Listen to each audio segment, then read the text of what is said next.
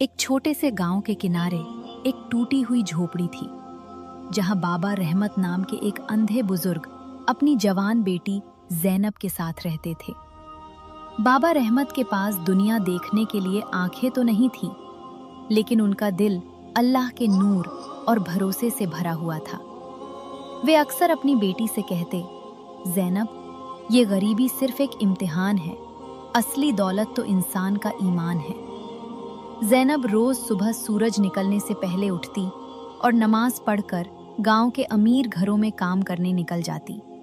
वो गांव के सबसे बड़े घरों में जाकर बर्तन मांजती और साफ सफाई करती, ताकि अपने अंधे बाप के लिए 2 वक्त की रोटी का इंतजाम कर सके।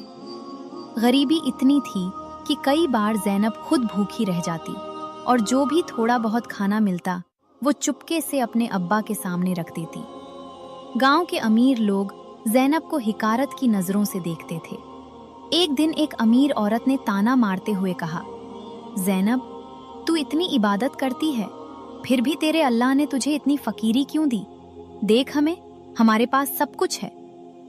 ज़ैनब की आंखों में आंसू आ गए, पर उसने मुस्कुरा कर जवाब दिया, चाची, अल्लाह अपने पसंदीदा बंदों को ही सख्त आजमाइश में डालता है, और मुझे यकीन है कि मेरा सब्र बेकार नहीं जाएगा।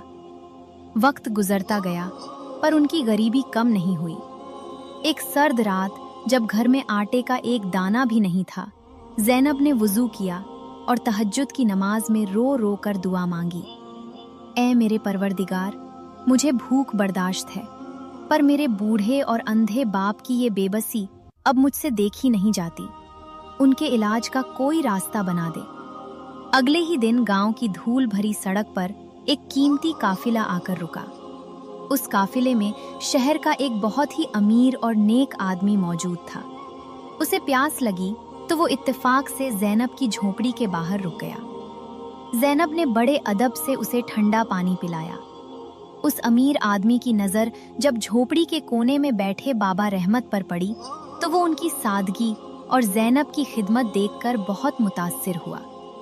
उस अमीर आदमी ने फौरन बाबा रहमत के इलाज की जिम्मेदारी ली और उनका बेहतरीन ऑपरेशन करवाया।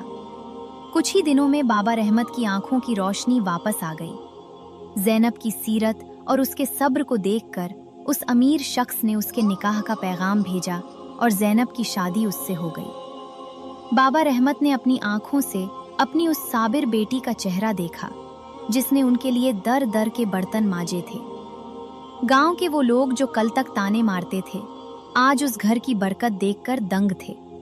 ये कहानी हमें सिखाती है कि अल्लाह के घर में देर है, अंधेर नहीं, और जो सब्र करता है, अल्लाह उसके लिए बंद रास्ते भी खोल देता है। अगर आप भी अल्लाह से मोहब्बत करते हैं तो लाइक, सब्सक्राइब करना ना भूलें। लवे मोहम्मद सभी लोग कमेंट में लिखकर जाना।